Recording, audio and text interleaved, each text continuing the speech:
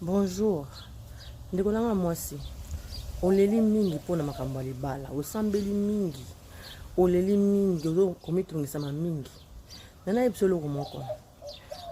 Libala yebi ketana ba principe. Libala ketana ba principe. Nzambe soko opeso libala te c'est parce que yebi ke ba principe ya libala nano kokisi yango te. Nano komi capable de respecter ba principe ya libala te. Yaya tika no olela. Nzamba yebi yo yebi ke fo bala. Pour meza ozela tango tana yo kokoka. Nde opesa yo na tango na yo. Tango amona ki mono akomi vraiment akoki vraiment pour na libala. Nzamba opesa. Pour libala yana ba principe. Ba bala pona okabona te. Nzamba yebi ke so apesi yo sikoyo okoka ngote. Yanga ozelo koma okoka. Nde sima opesa. Tika no komitungisa yaya. Tango no ekoka. Ezali kobanga te. Tika no komite.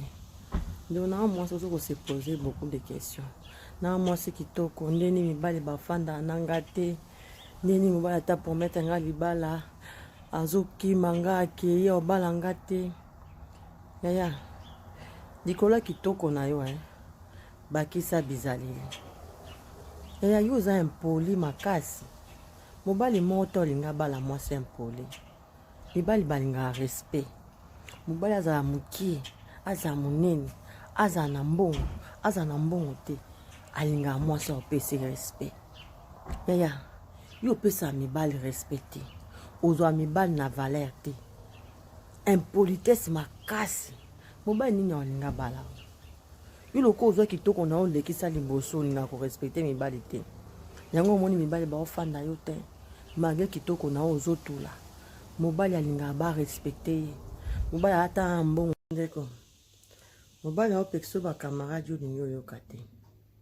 Mobali ba camarade na baza mabe bazo ko apporter l'autre na relation na biso. Yo linyo ko yo kate. Opesi mobali condition. Ou bien libala ou bien ba camarade. Vous malibala. OK, promet ate. To zela ko malibala. Moi libanda bazi bele ba ozela. Ne ba mvia kayo.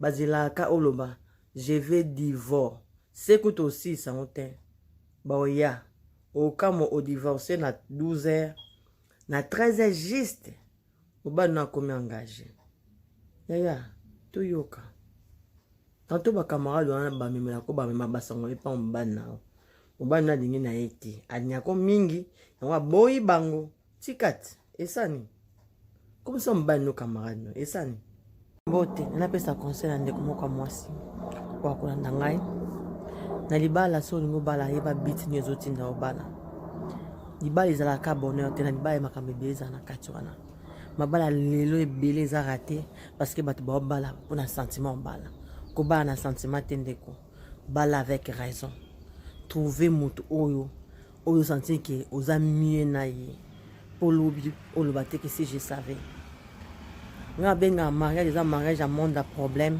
na monde à solution na libala ba problème ezalaka mais parce que ba problème eza solution pesa pembeni wana donc so bali oyebi raison te zotinda obala alors ko souffrir on tout monde va divorce ezebele tango ozobala yeba raison ni zotinda obala conseil na nga wana merci.